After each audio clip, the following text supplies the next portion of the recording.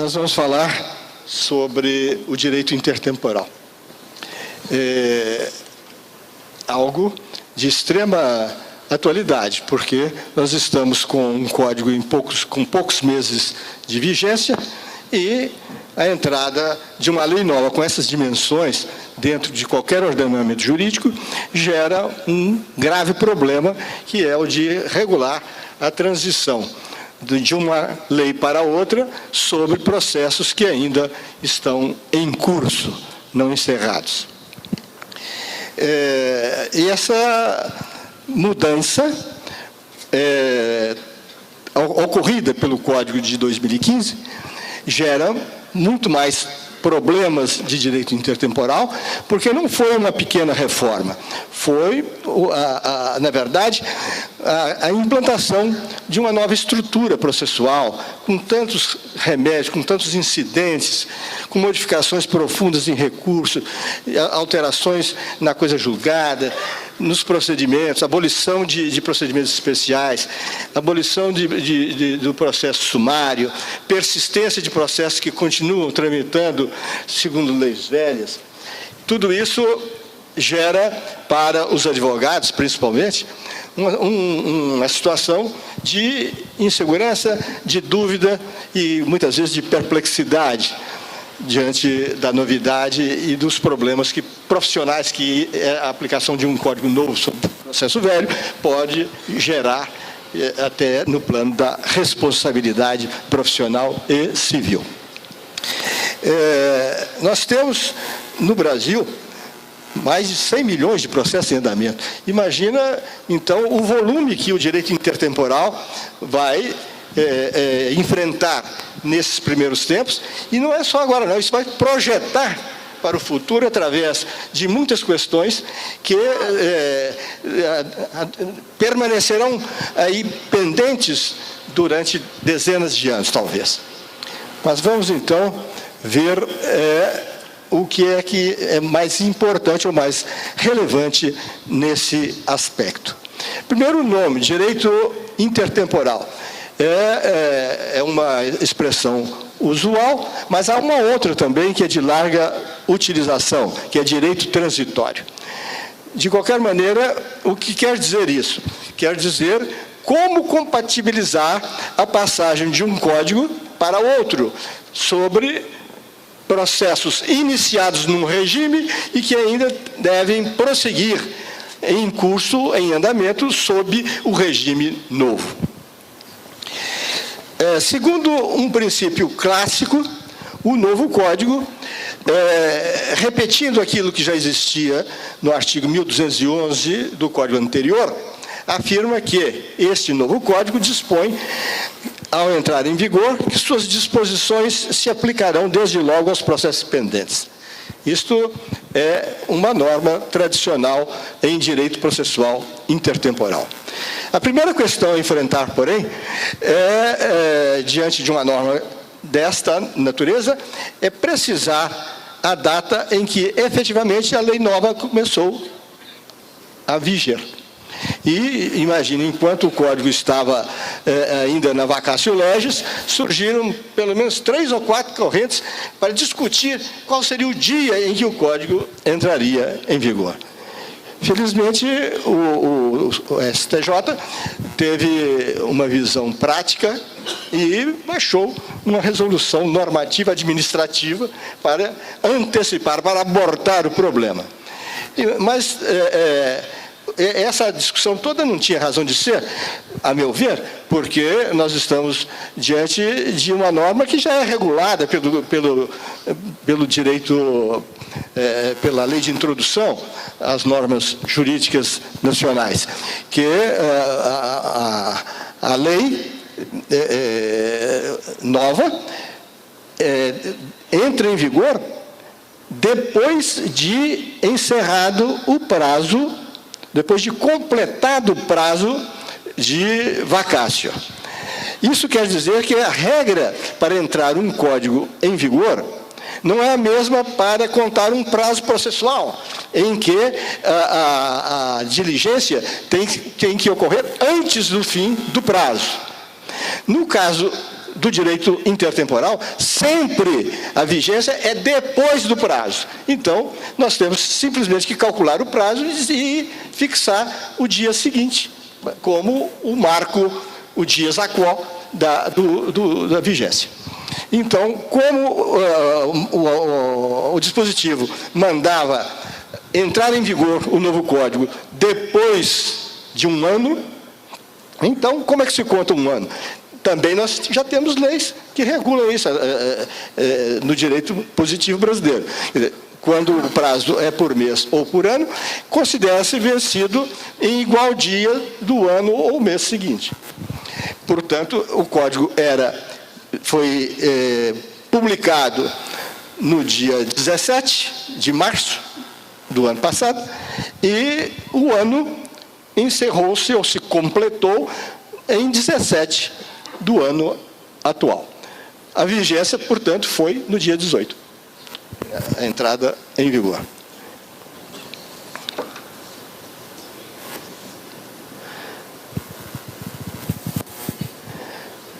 O código diz que essa nova lei entra em vigor imediatamente depois de ultrapassado o prazo, e que esse seria, portanto, o prazo de um ano. O problema novo é saber como a lei nova incide imediatamente no processo que está em curso.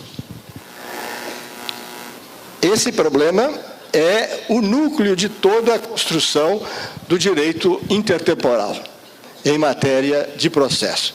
Porque é muito fácil um ato unitário ser enquadrado numa lei ou na outra. Mas quando o ato, o negócio, a relação é complexa, que se forma através de uma conjugação de uma soma de atos, uma soma de situações, longa e sempre coordenando um ato anterior, influindo no seguinte, formando uma cadeia, até chegar a uma meta, que é o provimento jurisdicional. Essa complexidade, então, exige que se entenda exatamente o que é entrar em vigor, aplicando-se imediatamente uma lei processual ao processo em andamento.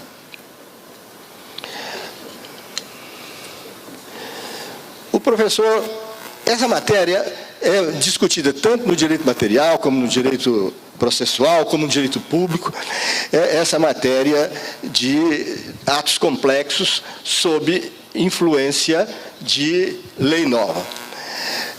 O problema sempre foi enfrentado a partir de uma ideia de que é possível separar, dentro de um fenômeno complexo, atos já concluídos e outros ainda pendentes e outros ainda já exauridos, já sem nenhuma possibilidade mais de cogitar de qualquer modificação. A irretroatividade, portanto, tem que respeitar atos perfeitos. E no direito estrangeiro, onde a matéria não chega ao nível da ordem constitucional, é um princípio clássico o de que as leis não são retroativas.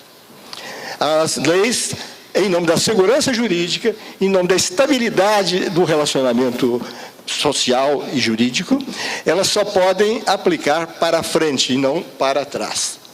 Mas, num país em que não haja uma garantia constitucional de irretroatividade, é possível que, em situações especiais, o legislador justificadamente possa regular um fato passado, mas declarando expressamente que o faz e por que o faz. No Brasil, nem isso é possível, porque nós temos a garantia da irretroatividade implantada no meio dos direitos fundamentais da Constituição, no artigo 5º. Nenhuma lei prejudicará o ato jurídico perfeito, a coisa julgada. E, portanto, se o ato processual e é perfeito, está acabado, esse ato não pode ser modificado por uma lei posterior.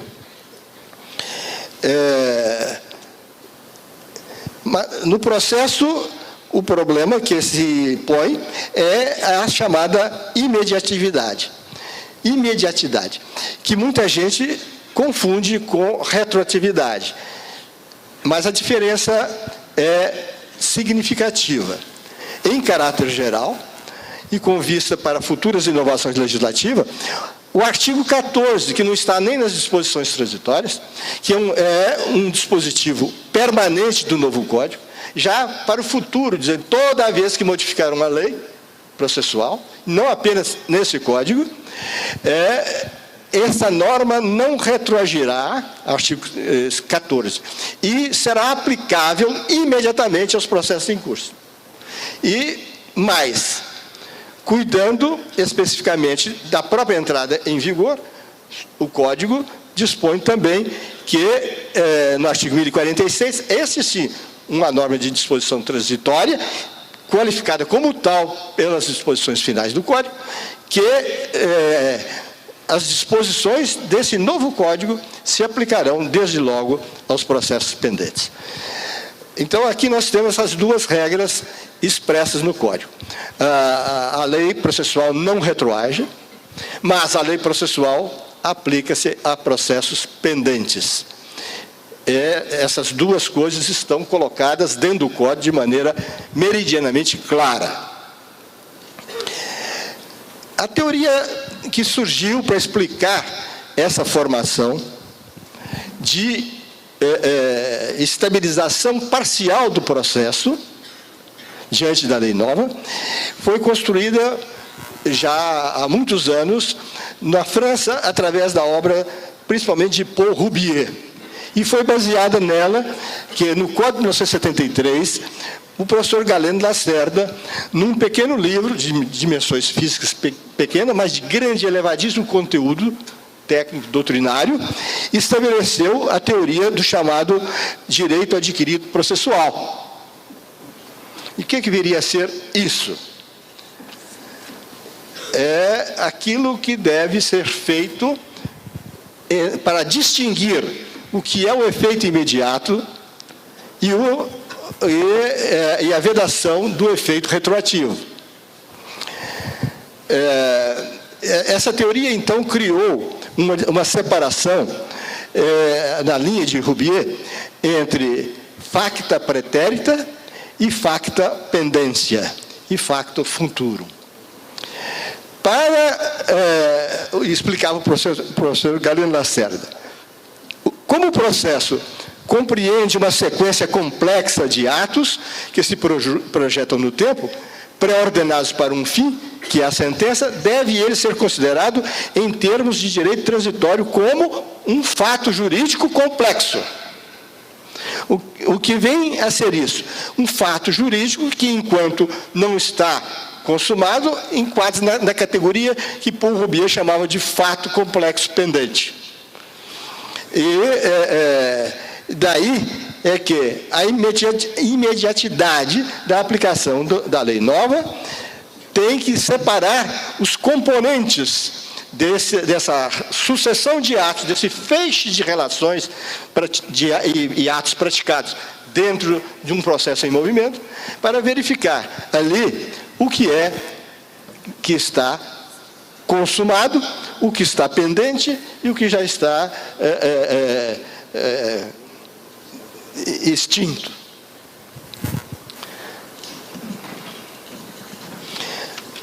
Dentro dessa perspectiva, a constituição do processo e a extinção do processo são fatos intocáveis pela lei nova.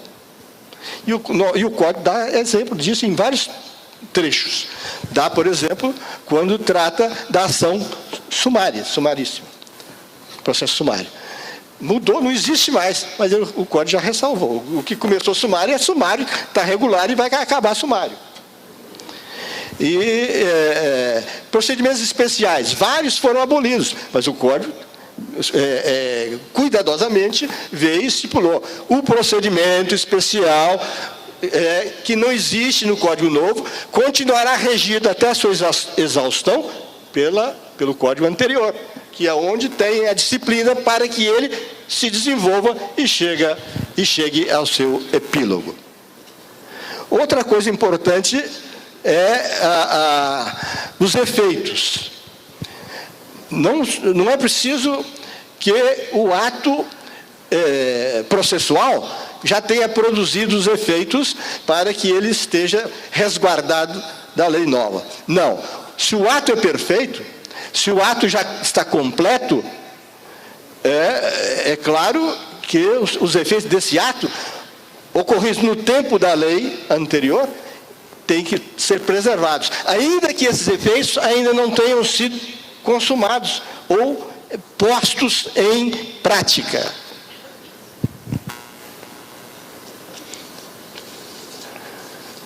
O exemplo mais imediato que eu posso dar dentro do Código é do embargo infringente. A sentença, o acórdão, foi pronunciado por maioria, modificou a sentença no mérito. O que dizia o Código anterior? Cabe, nesse caso, embargo infringente. Agora, imaginemos que o acórdão foi pronunciado um dia antes de entrar em vigor o Código atual. A parte vai perder o direito de usar o recurso? Não, porque quando a sentença foi pronunciada, ele adquiriu o direito de embargar. Esse direito está praticado num ato consumado, num ato perfeito, e a eficácia dele, ainda que seja posterior, que vai atingir a vigência do Código Novo, é a eficácia de um ato jurídico perfeito acontecido no regime anterior.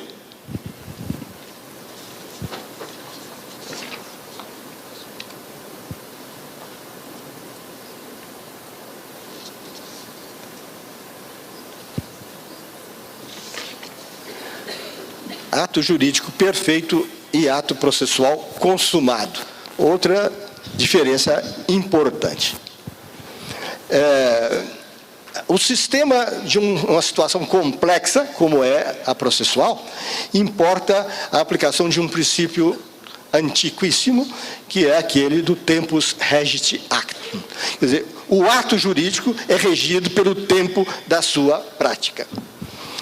Isso é uma regra universal que se aplica a qualquer segmento da ordem jurídica, e não apenas do processo. Mas, principalmente do processo, essa regra tem uma relevância muito grande.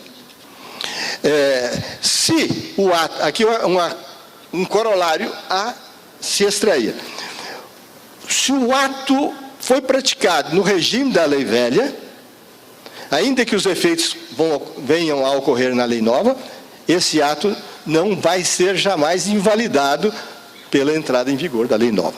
A contrário senso, se o ato foi irregularmente praticado no regime anterior, porque não atendeu a requisitos da lei do seu tempo, não é porque uma lei nova dispense aqueles requisitos que aquele ato ressuscitará e convalidará no regime da lei nova. Se ele não teve efeito a seu tempo, não terá, menos ainda no tempo da lei nova, que não é a lei da sua prática. Um exemplo prático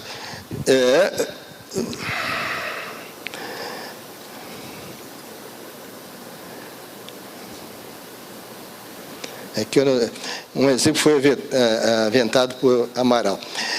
Imagine que os memoriais, num determinado procedimento, são admitidos. E na outra não é admitido. Na lei nova não é admitido. Então, se o encerramento da audiência se deu na lei velha, os memoriais poderão ser produzidos na lei nova. O outro exemplo, um ato, e esse tem dentro do Código, que nós podemos tomar em vários locais, um ato cuja intimação só poderia ser feita pessoalmente. E a lei nova permite que seja feita ao advogado. Bom, ao tempo em que o ato foi praticado, a intimação se fez irregularmente no advogado, quando devia ser pessoal. Tinha lá, por exemplo, aquela intimação para a praça, a asta pública, que a lei anterior exigia que era pessoal. Mesmo na execução, tinha vários momentos em que a intimação era especificamente indicada como pessoal ao devedor, por exemplo, do bem que ia ser praceado. Bom, a lei nova admite agora que pode ser no advogado. Mas se, no tempo anterior, irregularmente se fez no advogado, não houve intimação válida e aquele ato, portanto, não pode ser convalidado pela lei nova. Pode até fazer o ato de novo e agora intimar o advogado. Mas o que não pode é tocar o processo para frente, tentando ou pretendendo que seja eficaz um ato que, a seu tempo, não adquiriu eficácia alguma.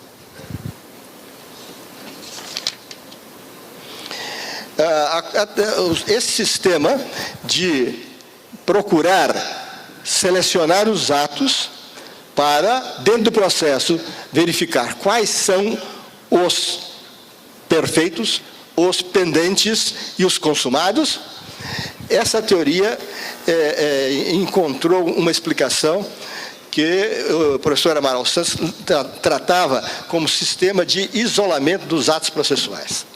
E o processo é uma relação única, mas composta por vários atos jurídicos. E esses atos, para efeitos do direito intertemporal, podem ser isolados. Nem todo ato pode ser isolado, porque às vezes é uma cadeia. Um ato está preso no seguinte, e o seguinte está preso no anterior. Mas, para aplicar o direito intertemporal, é preciso verificar se aquele ato pode ser isolado do restante do processo. E, assim mesmo, tê-lo como um ato completo, perfeito e acabado. Essa é a teoria, então, que vai servir de base para explicar por que um direito novo vai atingir alguns atos e não outros dentro do processo. E por que é possível fazer isso? Porque o processo é uma relação complexa que, em muitos casos, é dissociável. O ato da citação, o ato da prova, o ato da impugnação, o ato do recurso, cada um acontece num determinado momento e tem vida própria pelos seus próprios requisitos, pelas próprias exigências para aquela prática momentânea do ato.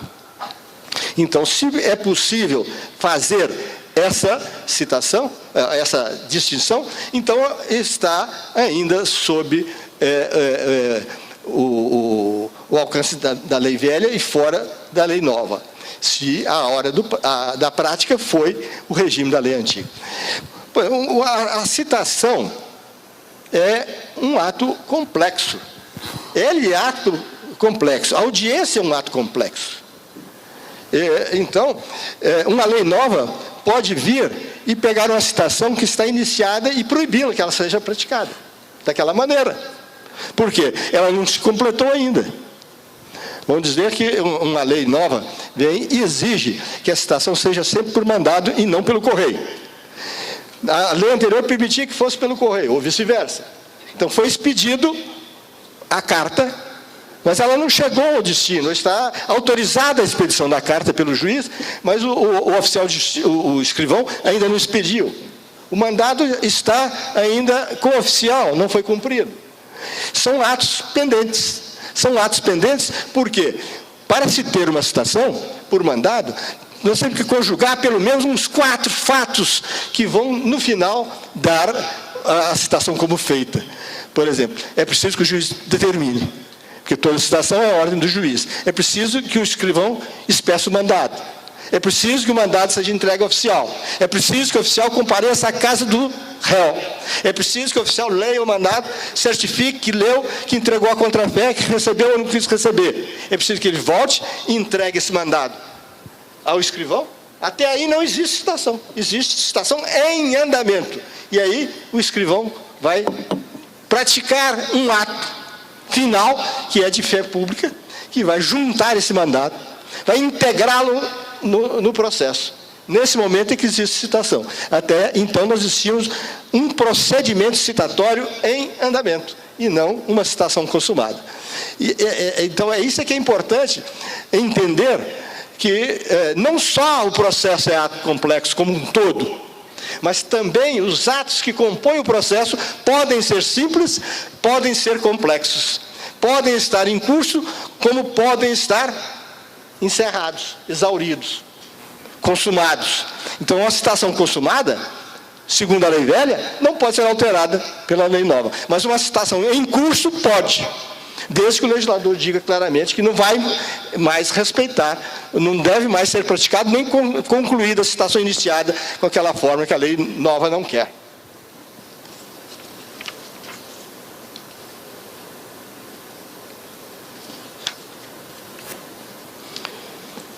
Vamos ver agora alguns atos mais distintos para verificar como essa teoria pode ser aplicada ou não aplicada ao longo da lei do Código Novo, agora já em plena vigência. A coisa julgada e o direito intertemporal. Não há hipótese alguma de uma lei nova estipular restrições ou mudança de efeitos para a coisa julgada já aperfeiçoada. Por quê? Porque a coisa julgada é um direito fundamental daqueles que são subordinados a cláusulas pétreas dentro dos direitos do homem na Constituição Federal. Então, a coisa julgada está imunizada pela ordem constitucional de qualquer alteração legislativa a seu respeito.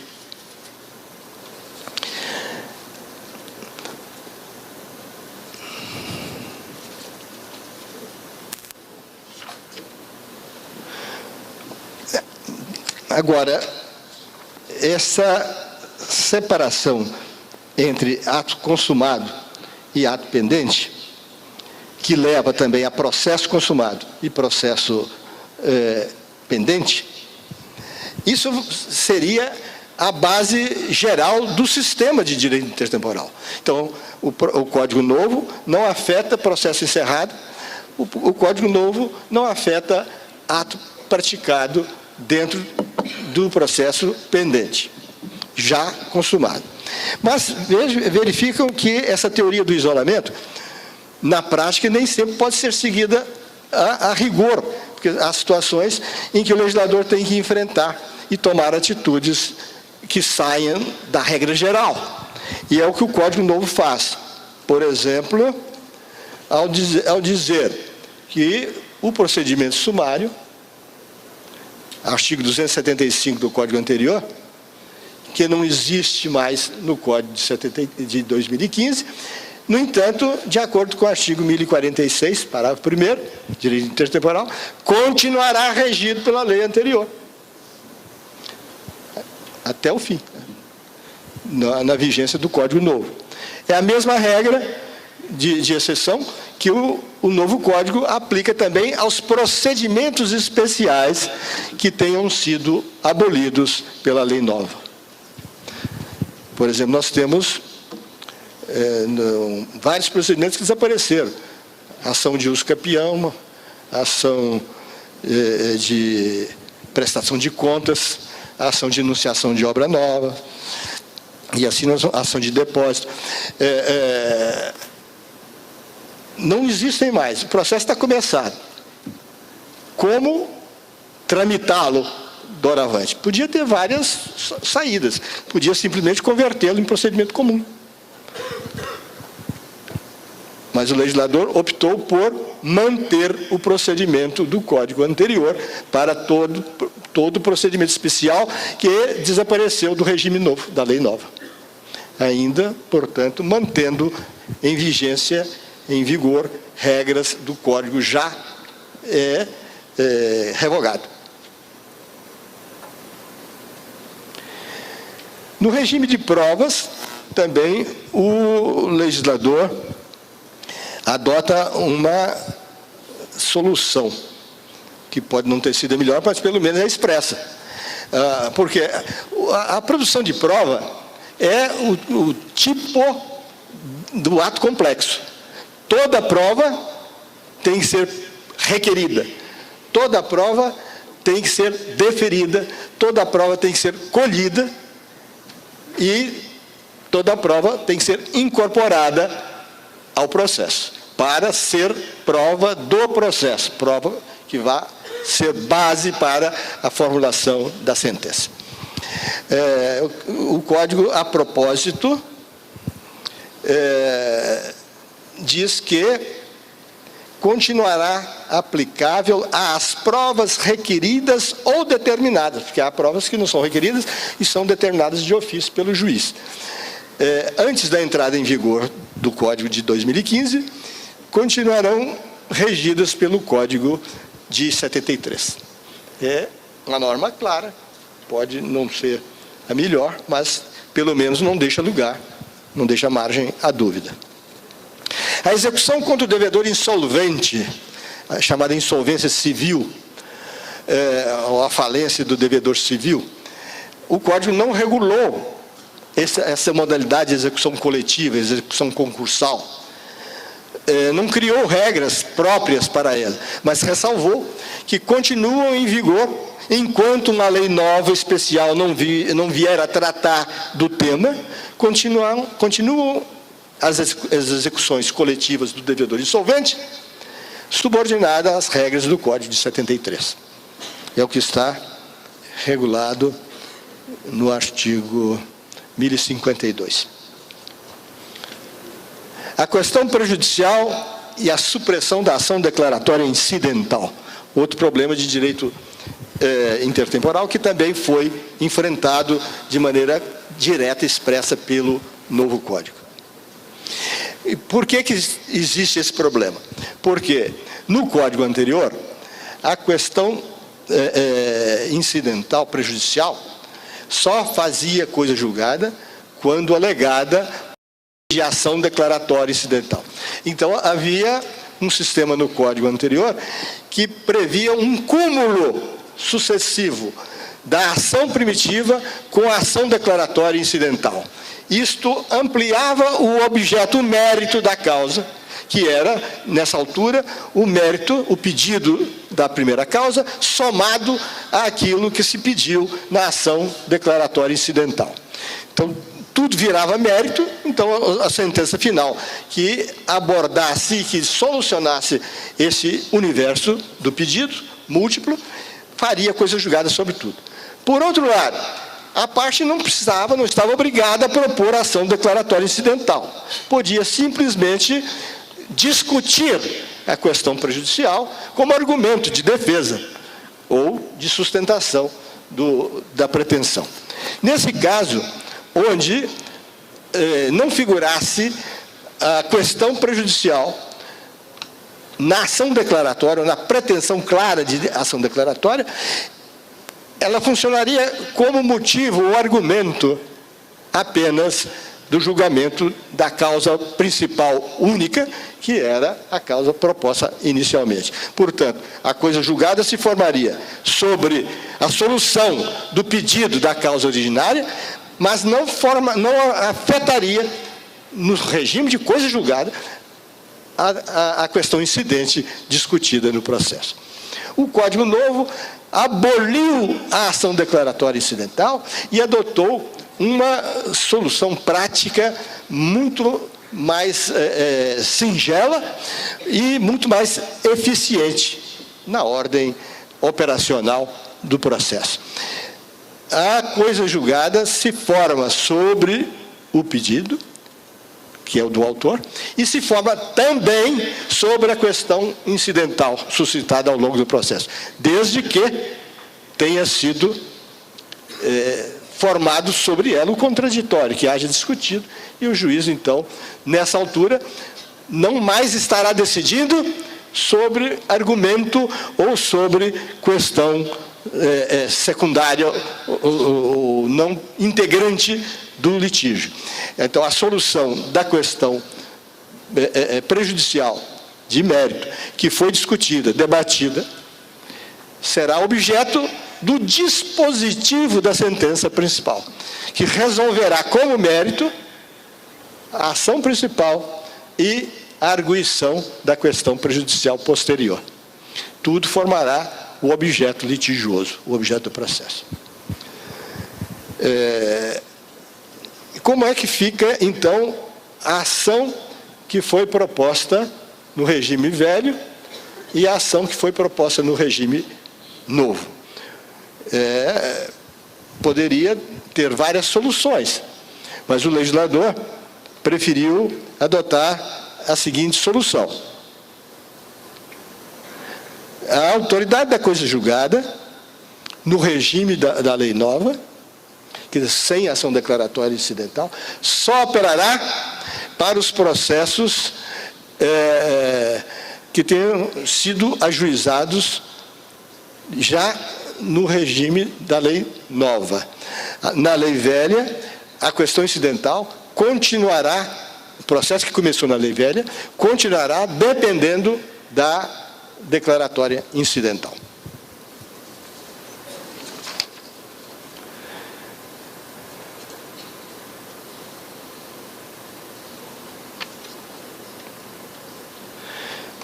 Aqui vamos entrar na matéria recursal.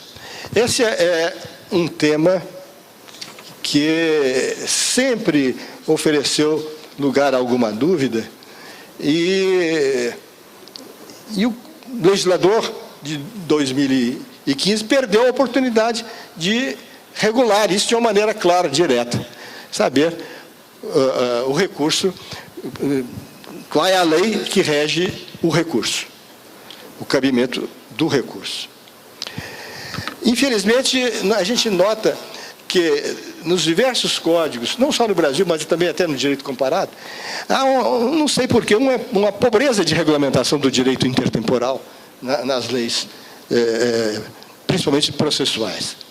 No direito material também, um Código Civil que entra em vigor, quanto problema ele deixa de pendente por falta de pequenas regras que poderiam ter grande influência pacificadora, grande influência na segurança dos relacionamentos jurídicos. E aqui, por exemplo, o sistema recursal foi tudo discutido no Código 2073. E o Código Novo não tem uma palavra praticamente sobre o direito intertemporal em recurso. Qual foi a teoria construída com base em Gaba e Roubier, que acabou sendo adotada pela jurisprudência e pela doutrina no regime velho? A doutrina de Gaba, primeiro ele faz aquela diferença, aquela distinção. Não é só o ato praticado e acabado que está imune da lei nova. São também os efeitos do ato anterior.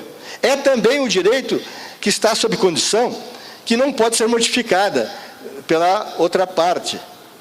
Então, mesmo quando não se pode usar imediatamente o benefício de um ato, mas se aquele ato não pode ser modificado pela lei do tempo, quer dizer, esse efeito vai ser futuro, vai ser, por exemplo, no termo, vai ser feito no momento em que vai se consumar o fato condicionante.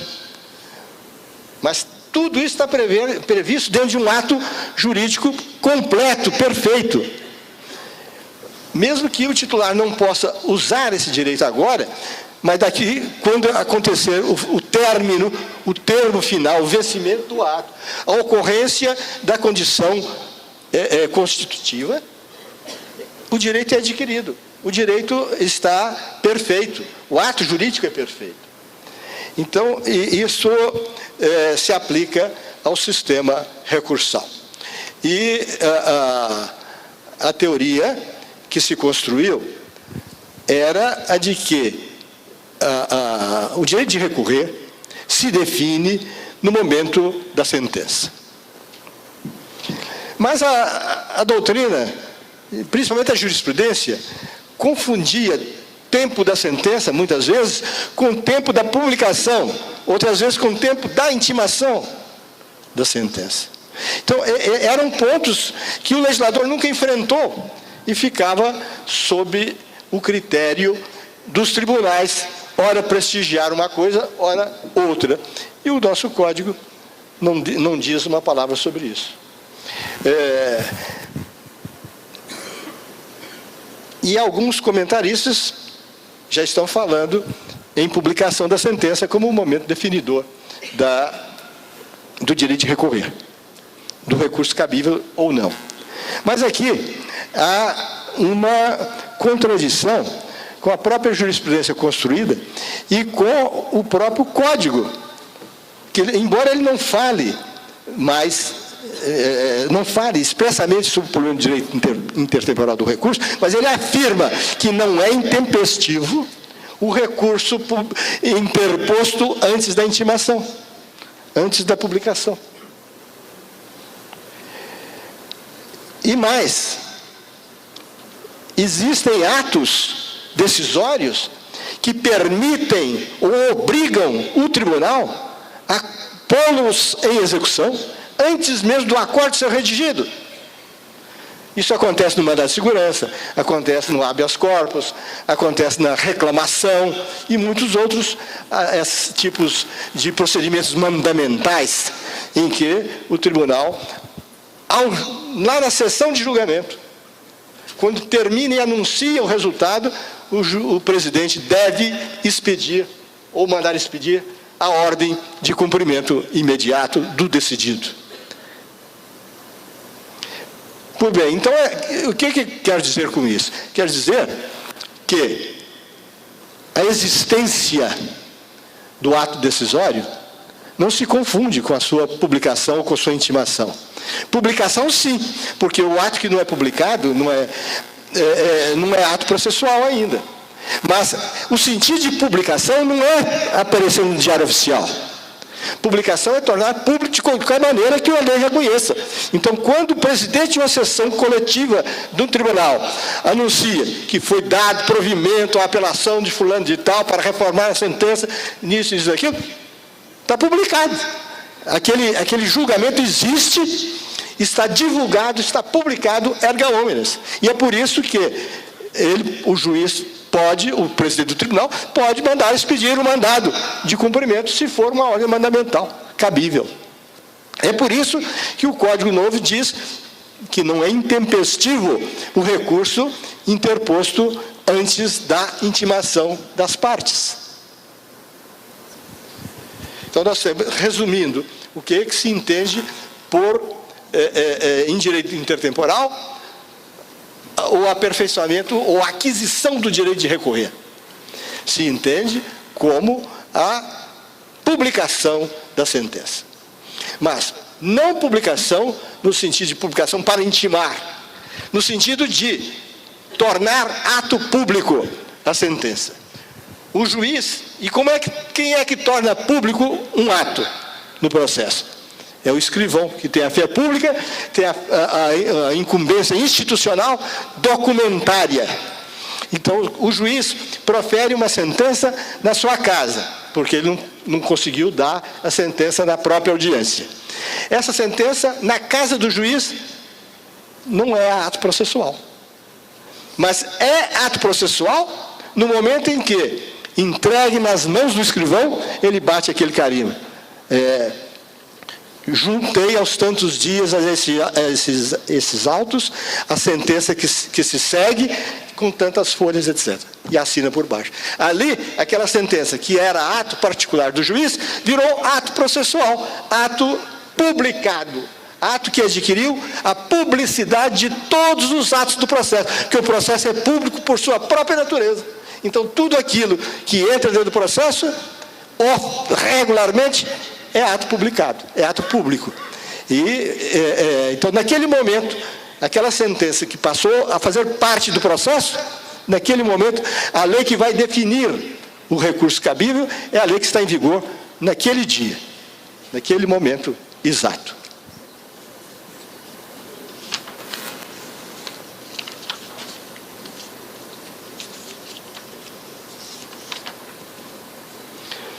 Alteração de prazo.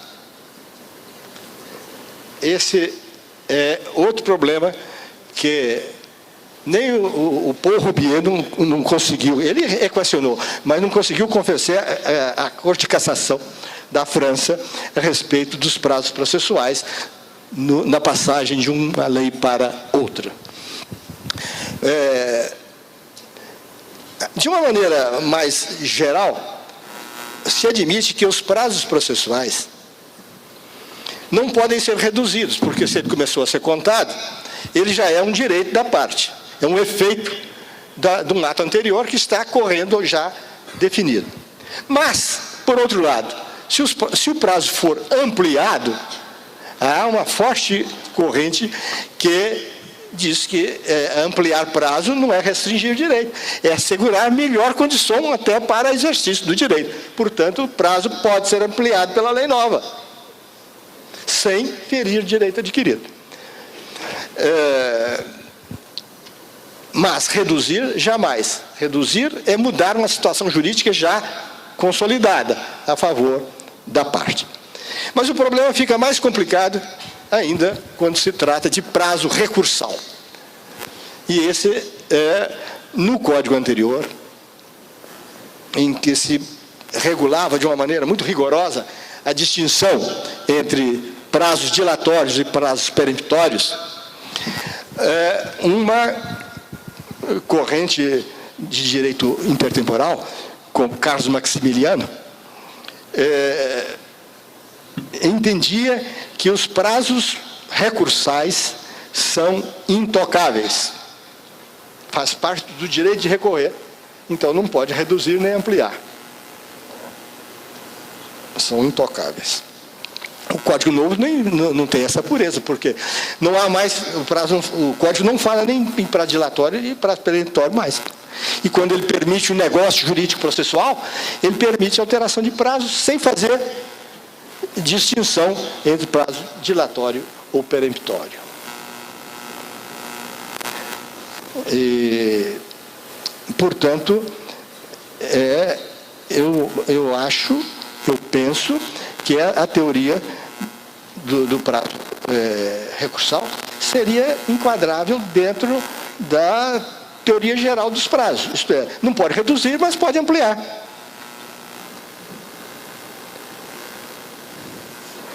Mas isso não é pacífico.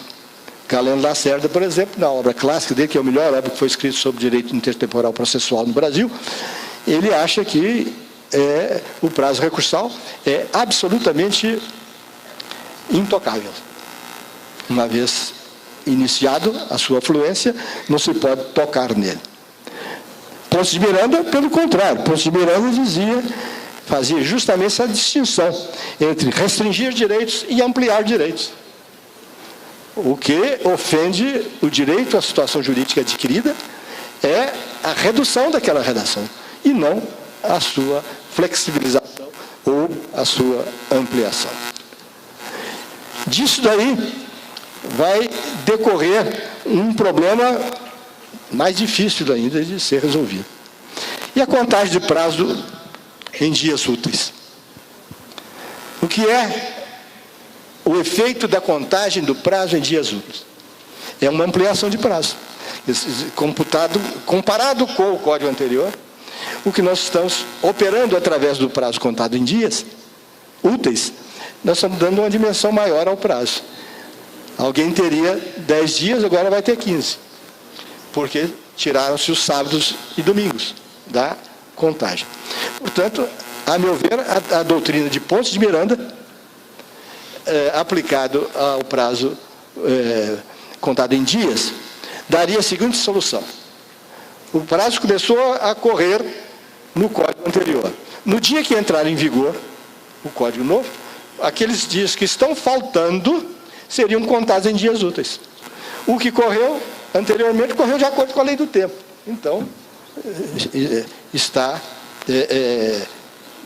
assegurado, está tocado, está controlado. O que não se poderia é voltar essa lei dos dias úteis e contá-lo para trás, a partir da data da sentença, por exemplo, porque isso seria dar um efeito retroativo, real, à lei nova.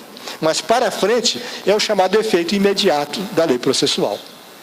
A lei processual tem efeito imediato, isso é, ela se aplica ao processo pendente a partir do momento da sua vigência. Eu estou dando nesse terreno a minha opinião, mas eu não estou convencido de que essa opinião vá ser acolhida sem discussão. E, como no código anterior, a opinião de Ponce de Miranda não foi acolhida assim tão clara e positivamente, sem embargo da grande autoridade que o mestre sempre teve. Essa opinião dele virou uma polêmica com o Carlos Maximiliano, enquanto o Carlos Maximiliano, que era um autor especializado em direito intertemporal, afirmava que os prazos processuais são intocáveis, Ponce de Miranda fazia justamente essa distinção que veio do direito comparado, que veio de Paul Roubier, a diferença entre reduzir prazos e ampliar prazos. Vejam como é grave o pecado do legislador, sabendo que existe há mais de um século essa discussão, sabendo que ela passou por 2 códigos já, sem ser resolvida, e o terceiro código vem e continua omisso, diante de um problema que poderia muito bem ser resolvido de uma maneira ou de outra, mas que desse definição, que desse segurança para o jurisdicionário. Redução de requisitos de admissibilidade de um recurso. Aqui eu já avancei e já disse anteriormente que o direito processual se adquire de acordo com a lei do seu tempo, do tempo do ato. Então, se no regime do Código anterior um recurso tinha mais exigências do que tem no Código novo, se ele foi interposto sem obedecer à lei do seu tempo, ele é um recurso descabido, é um recurso que não vai ser conhecido. E a lei nova não pode retroagir para dar vida àquilo que é um natimorto.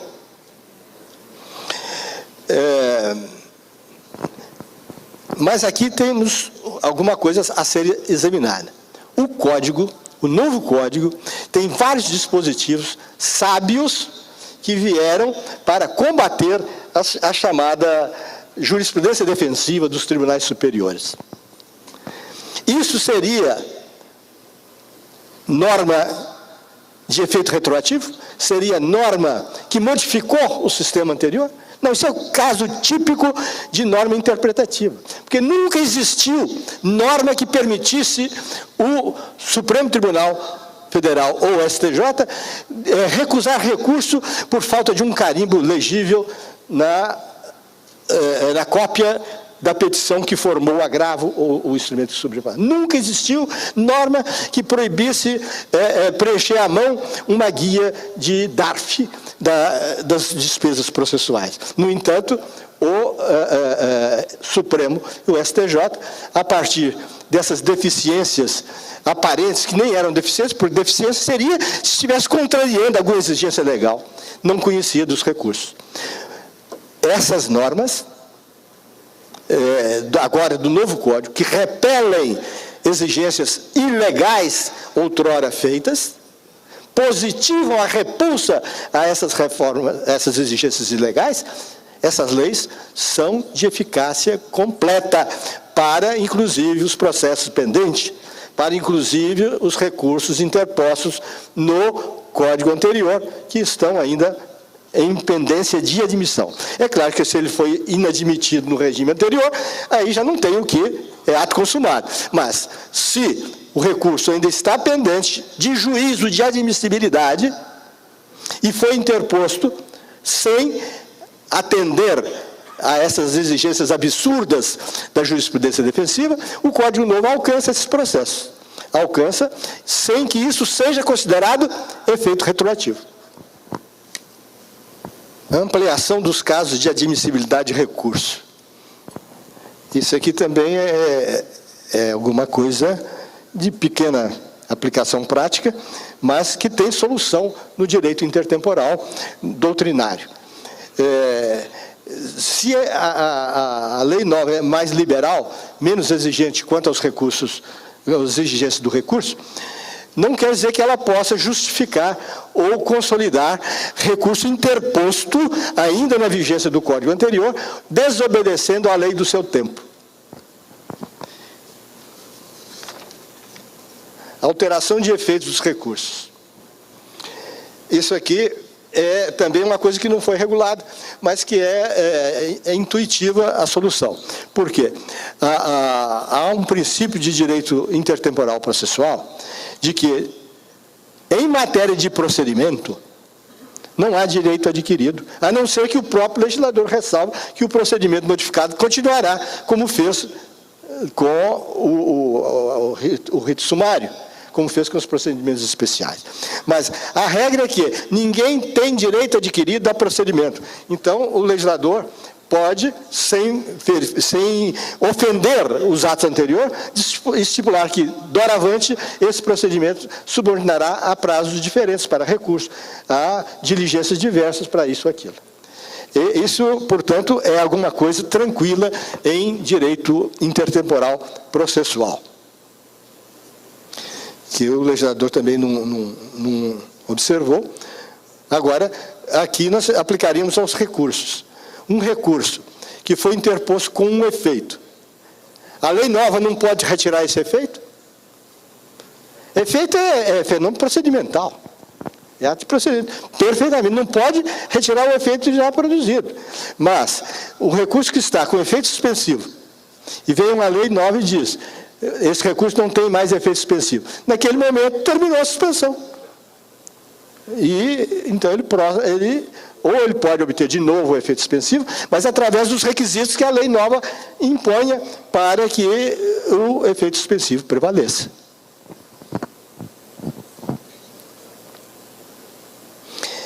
A prescrição intercorrente. O novo Código, a exemplo do que já o fazia a lei de execução fiscal, admite que um processo de execução parado durante prazo superior ao tempo de prescrição da execução possa ser declarado extinto por prescrição intercorrente. É claro que isso tem algumas exigências formais, como tem também na lei de execução fiscal. Mas o que é isto como novidade? Quando se introduziu essa novidade na lei de execução fiscal, a pedido da própria Justiça Federal, ninguém discutiu o destino dos processos parados aos milhares nos arquivos. Tiraram das prateleiras e se extinguiram todos por prescrição, dentro dos requisitos daquela mudança do artigo 40 da Lei 6.830. E é natural, isso a função teleológica, a função dessa regra era desafogar o processo de casos inúteis, casos inviáveis, casos destinados ao vácuo, ao nada. Pois bem, o Código Novo vem e cria uma norma de direito intertemporal que diminui muito a novidade, porque não permite que se aplique essa prescrição intercorrente, senão aos processos, como é que ele diz?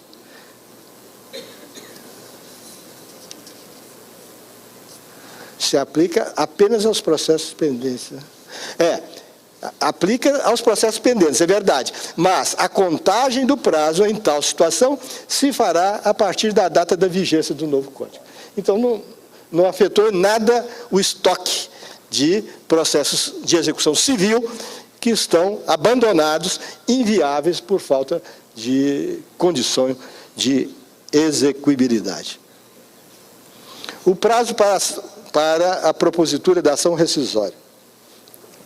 Esse prazo, esse aqui é um outro ponto polêmico, mas o Código tomou posição.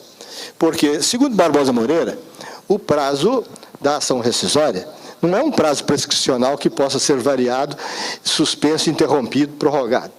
É um prazo decadencial, um prazo fatal. Portanto, que, uma vez criado o direito de ação, o direito de propor a ação rescisória, esse direito já nasce com um prazo fatal, que é o prazo de exercício do próprio direito. Não é a perda de uma pretensão, é a perda do próprio direito que ocorre num caso como esse. Então, diz o Barbosa Moreira, em interpretação do Código anterior, que também teria havido, na época, redução do prazo de 5 anos para 2 anos, que essa redução não se aplicaria às sentenças anteriores, transitadas anteriormente, porque o prazo decadencial, que era parte do direito subjetivo da parte de desconstituir aquela sentença, era intocável, era um prazo de natureza decadencial.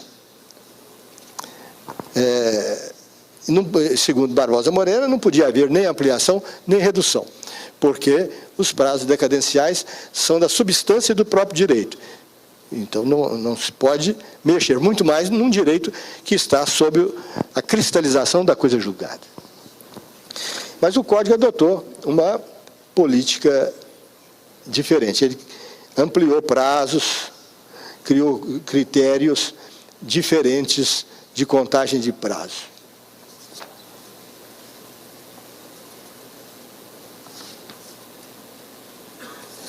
E, portanto, de lege lata, nós temos regras expressas sobre essas ampliações. Honorários advocatícios, outro problema que não foi enfrentado sob o aspecto do direito intertemporal. Por exemplo, a sucumbência recíproca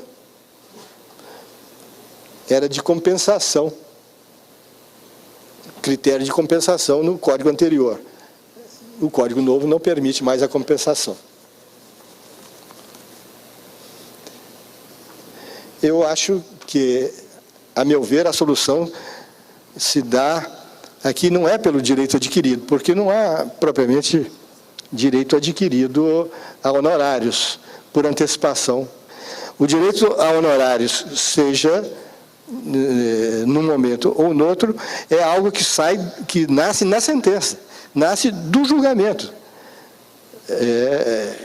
Até então, o máximo que posso dizer é que há uma expectativa de direito. Mas a expectativa de direito é muito diferente do que direito adquirido. Portanto, eu acho que o sistema da sucumbência recíproca se aplica de acordo com a data da sentença. Se a sentença foi dada ainda no regime anterior, ainda que haja recurso contra ela, não tenha transitado em julgado, mas o critério da compensação foi aplicado de acordo com a lei do tempo. A mesma coisa nós vamos dizer do regime da sucumbência nas ações da Fazenda Pública. Os honorários agora têm um critério totalmente diferente para acabar com aquele protecionismo intolerável que tinha um tratamento para o particular e outro para a Fazenda Pública no mesmo processo. Não é que não possa existir tratamento diferenciado para uma pessoa de direito público dentro de determinadas circunstâncias. Mas o que não pode é dentro de um processo. Do mesmo processo, o mesmo fenômeno, que é o da sucumbência, ser tratado de uma maneira para a Fazenda Pública e de outra maneira para o particular. Então, isso foi muito bem equacionado pelo Código Novo. Mas a dúvida é se esse regime já está em aplicação para os processos pendentes ou se somente vai vigorar para os processos novos. A meu ver, o raciocínio é sempre o mesmo. Em matéria de sucumbência, rege a lei do tempo do ato que impõe a sucumbência, do momento em que o fato gerador do direito aos honorários, o direito à reposição de custo, o direito que for econômico dentro do processo, que o fato acontece. Mas esse aqui eu tenho certeza que não vai ficar assim, não. Porque o poder público vai fazer uma pressão enorme em cima dos tribunais superiores para fixar uma jurisprudência protetiva do erário. Honorários em grau de recurso. É a mesma coisa. Se criou uma sucumbência para o recurso. E já há vários doutrinadores escrevendo que o recurso, tendo sido interposto no regime anterior, não permitiria a sucumbência nova da... O STJ agora também já definiu, não? Pois é, vai indo nesse rumo, mas, a meu ver, é um desvio, e o culpado é o legislador, porque isso tudo poderia ter sido muito bem equacionado, e não foi. O honorário em grau de recurso, se diz que, para justificar essa teoria, que estaria punindo fato praticado antes da lei. Então, estaria dando efeito retroativo a uma lei punitiva, o que não é concebível dentro das técnicas de direito penal, de imposição de penas. Mas quem é que falou que isso aqui é punição? O próprio legislador explica por que tem honorário em recurso. Porque há um serviço novo, há uma prestação remuneratória por algo novo, que é o serviço prestado durante o recurso. Portanto, esse argumento é totalmente falso. E quanto ao fato de que a parte, quando interpôs o recurso, não sabia que podia pagar honorários, isso também, para que isso acontecesse, era preciso que existisse uma regra assegurando o que seria cabível e o que não seria cabível no recurso. Imagine que as taxas, as custas aumentem de valor. Ele vai dizer que não vai pagar as custas da execução lá na frente, porque quando ele começou, as custas eram mais baratas? Então, são incidentes processuais, são custos. O honorário advocatício para a parte é custo da justiça. Custo que varia de acordo com o tempo, de acordo com o momento do ato que gera esse custo. Mas, enfim, nós estamos aqui falando como um humilde intérprete, e não como um legislador ou alguém que possa impor uma jurisprudência ou uma conclusão. Mas os argumentos que eu tenho são esses. O incidente de demandas repetitivas poderia ou não ser aplicado a processos antigos? Claro que pode. É a regra... O que é o incidente de demandas repetitivas? É uma regra procedimental, de economia processual. E ninguém tem direito adquirido a esse ou aquele regime processual. Respeitados os atos já praticados, os atos novos, os procedimentos novos, são de aplicação imediata. O negócio jurídico processual, autorizado pelo artigo 190, 191, calendário, tem alguma coisa que possa ser contrariado por direito intertemporal? Também não. Isso são regras de atualidade, de aplicação no momento em que o processo ainda está em curso. Não se podia fazer acordo num processo já em grau de execução? Pode. Não pode existir, não pode renunciar a custas, a reposição de honorários, tudo isso pode acontecer já no direito antigo.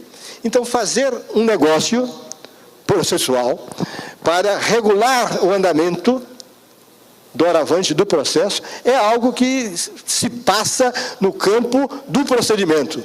E num campo em que a autonomia da vontade sempre teve alguma influência. E agora tem uma influência um pouco maior, mais dilatada por vontade do legislador. Mas não é um fenômeno novo. Acordos, transações processuais, dilatação de prazo, suspensão de processo, tudo isso já existia. E se nós pegarmos um código, nós podemos levantar dezenas e dezenas de negócios processuais que não tinham esse rótulo, mas que já eram consagrados por legislação antiquíssima. Portanto, não vejo nenhuma incompatibilidade à aplicação do negócio processual aos contratos pendentes.